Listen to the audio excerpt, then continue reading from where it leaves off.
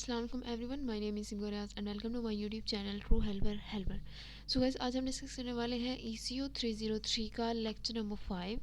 ठीक है, lecture number 4 जो है हमने रीड किया था, उसमें मल्टीप्लायर जो था आप लोगों का बेसिक टॉपिक था।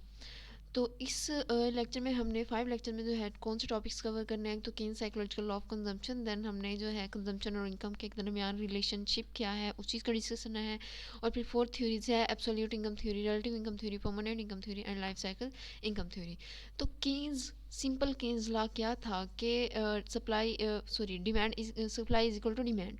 ठीक है, कि जितनी लेबर की सप्लाई होगी उतनी ही डिमांड होगी, तो ही जो है आपकी इकोनॉमी में एम्प्लॉयमेंट होगी। ये था सिंपल केन्स लॉ। लेकिन Keynes psychological law of consumption क्या है कि इसमें जो है अगर आपकी इनकम इंक्रीज़ कर रही है, ठीक है, और कंजम्पशन भी इंक्रीज़ कर रही है, तो अगर इनकम आपकी फॉर एग्जांपल 10,000 है और आपकी कंजम्पशन जो है 5,000 है, तो अगर आपकी इनकम इंक्रीज़ करके 15,000 होती है तो आपकी कंजम्पशन 10,000 हो जाएगी।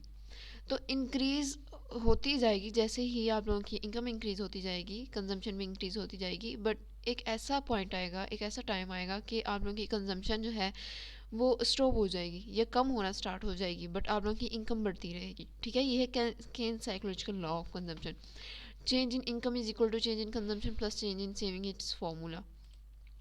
ये देखिए आप लोगों को जो है शो किया गया है यहाँ भी, तो आप लोग ये इसमें देख लीजिएगा। तो इसमें अजम्पशंस क्या थी इस लॉ की, एज्यूम क्या किया गया था कि इस लॉ में क्या है, ठीक है, कि spending habits of people do not change. Mean अगर आप लोगों की इनकम 10,000 है और आपकी कंजम्पशन 15,000 है, तो आपकी इनकम इंक्रीज़ हो या डिक्रीज़ हो, आपकी कंजम्पशन पे कोई फ़र्क नहीं पड़ने वाला। ठीक है, नॉर्मल कंडीशन प्रिवेल होगी। और मीन इसमें थर्ड जो पॉइंट है इसमें इसके मुताबिक कि आप लोगों के जो फंक्शंस हैं, कोई बिजनेसेस हैं, उसके अंदर जो है गवर्नमेंट को ये अपना इंटरफेयर नहीं करेगी। तो economic implications and importance of the law. पिछले लेक्चर में भी हमने जो है केन्स ने बहुत से लॉ, 2 लॉज आई थिंक थे, जिसे उसने रिजेक्ट किया था स्पेसिफिक रीजंस की वजह से। तो सेज लॉ को क्यों उसने रिजेक्ट किया था, इनवैलिड किया था, बिकॉज वो कह रहा था कि जो है ज़रूरी नहीं कि supply creates its own demand. ये सेज ला था कि supply creates its own demand, but Keynes इससे मुत्तफिक नहीं था। ठीक है, एक तो invalidation of Say's law, then justification for state intervention, need for an importance of investment, कि इन्वेस्टमेंट कहाँ करनी है, इस चीज़ की importance, livelihood of employment, equilibrium, finite value of multiply. Multiply क्या था कि ये हम लोगों ने पिछले लेक्चर में भी रीड किया था कि the ratio of the change in national income to the change in investment, ये था investment multiplier. Then explanation of upper and lower turning points of the business cycle. अब ये जो है एक्सप्लेन किया गया है कि कंजम्पशन और इनकम के दरमियान रिलेशनशिप क्या है। तो ये जो है आप लोगों को जो है ज़्यादा एक्सप्लेनिंग में दिया हुआ है कि इसने 1936 में अपनी जनरल थ्योरी बुक में इसे प्रेजेंट किया था, अपने लॉ को, कंजम्पशन लॉ जो था इसका, साइकोलॉजिकल लॉ ऑफ कंजम्पशन। और इसका इंपॉर्टेंट फीचर क्या था, ये आप लोगों का एमसी भी आ सकता है, शॉर्ट क्वेश्चन भी आ सकता है, फाइनल में एमसी आ सकता है मिड में, कि इनकम और कंजम्पशन के दरमियान रिलेशनशिप क्या है, प्रोपोर्शनल रिलेशनशिप है या नॉन प्रोपोर्शनल। तो इट्स नॉन प्रोपोर्शनल रिलेशनशिप। ठीक है, तो कीन्स जो है उसने अपना लॉ दे दिया, साइकोलॉजिकल लॉ ऑफ कंजम्पशन। उसके बाद जो है बहुत से इकोनॉमिस्ट जो थे उन्होंने अपना basis Keynes psychological law of consumption को रखते हुए 4 थ्योरीज को डिस्क्राइब किया था। लेकिन बेसिस उनकी क्या थी, वही Keynes psychological law of consumption. One is absolute income theory, then relative income theory, then permanent income theory and then life cycle income theory. तो एब्सोल्यूट इनकम थ्योरी क्या थी, सेम एज लाइक कीन्स। ठीक है, Keynes की तरह की ही थी कि आपकी इनकम इंक्रीज़ होती जा रही है तो आपकी कंजम्पशन इंक्रीज़ होगी, बट एक ऐसा पॉइंट आएगा कि आपकी कंजम्पशन या तो स्टॉप हो जाएगी या फिर वो कम होना स्टार्ट हो जाएगी, कॉन्स्टेंटली इंक्रीज़ नहीं करेगी। ये आप लोगों को ग्राफ में भी शो किया गया है कि जो वर्टिकल लाइन बिल्कुल स्ट्रेट फॉरवर्ड जा रही है, ये जो है आप लोगों की इनकम है और ये कंजम्पशन। अब देखिए इनकम जैसे इंक्रीज़ हो रही है, कंजम्पशन ने एक पॉइंट तक इंक्रीज़ होना स्टार्ट किया, बट अब जब इनकम आपकी और बढ़ी तो कंजम्पशन जो है बैंड होना स्टार्ट हो रही है। ठीक है, तो इसी एब्सोल्यूट इनकम थ्योरी में एक साइमन कंजर्ट कंट्रीब्यूशन, साइमन कंजर्ट इकोनॉमिस्ट था, उसने भी अपनी कंट्रीब्यूशन दी थी। उसने क्या दी थी, उसने जो है अपनी थ्योरीज में शो किया था कि नॉन शॉर्ट रन और लॉन्ग रन में जो रिलेशन है वो क्या है। ठीक है, तो नेक्स्ट जो है हमारे पास वो आप लोगों को यही ग्राफ श्राफ दिए गए हैं, आप वो देख लीजिएगा। नेक्स्ट है रिलेटिव इनकम थ्योरी बाय डिजनबेरी। ये जो है ना, आप इनके इकोनॉमिस्ट के नेम भी याद कर लिया करें, क्योंकि ये मे भी एमसीक्यू में आ जाए, सिंपल से हैं वैसे ने। तो डिजनबेरी ने जो है रिलेटिव इनकम थ्योरी को प्रेजेंट किया था।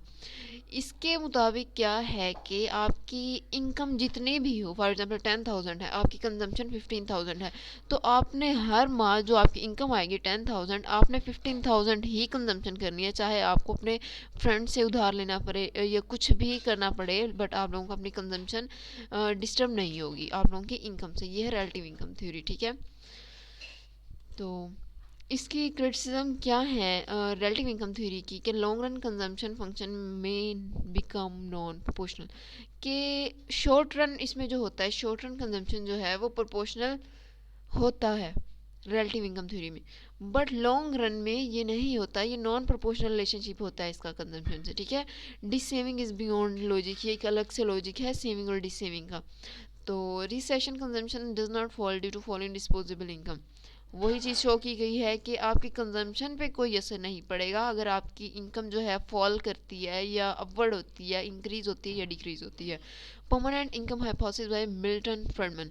तो consumption depend upon permanent income rather upon current income of Keynesian idea and relative income of Duesenberry, कि आपकी परमानेंट इनकम जो है वो डायरेक्ट प्रोपोर्शनल है उसका परमानेंट कंजम्पशन से, ठीक है।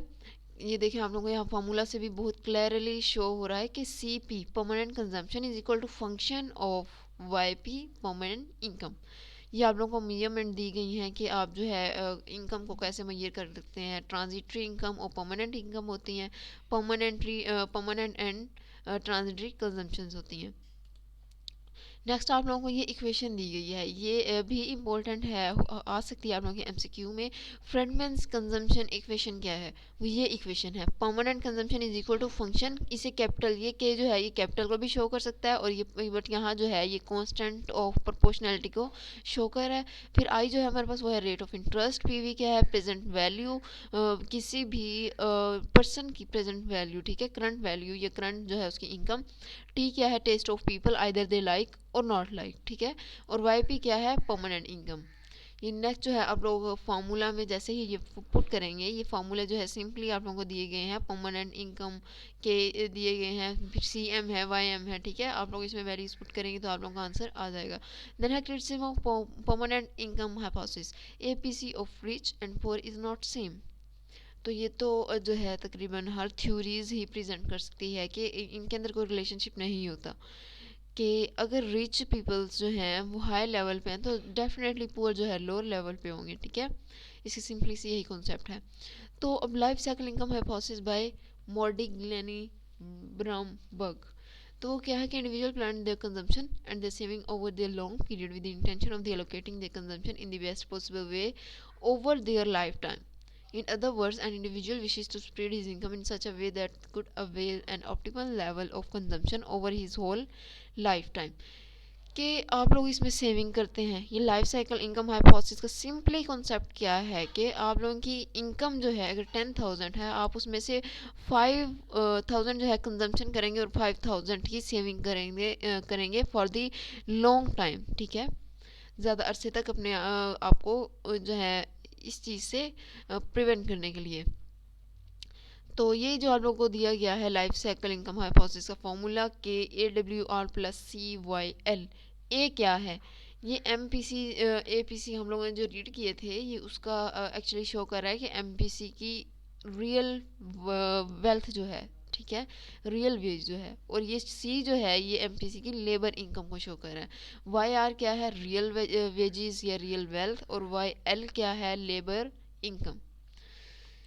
और ये अब आप लोगों को दिया गया है, इसमें ये आप लोगों का शॉर्ट क्वेश्चन भी आ सकता है कि सी क्रॉस एन एल को प्रूव करें, C is equal to W L over N L multiply by Y L, ठीक है। ये प्रूविंग आ सकती है, तो आप लोग ये देख लीजिएगा। ये वही सिंपली एग्जांपल्स जैसे इसमें ये चीज़ प्रूव की गई है, ये वाला फार्मूला जो है इसी के ज़रिए आगे जो है एग्जांपल्स दी गई हैं, आप इसमें से जो है वैल्यूज़ पुट करने की कोशिश करें तो आप लोगों के पास इजीली जो है ये सॉल्व हो जाएगा। ये भी सेम सेम वही फार्मूला यूज़ किया गया है। आई होप कि आप लोगों को ये लेक्चर समझ में आ गया होगा। तो thanks for watching my video. अल्लाह हाफिज़।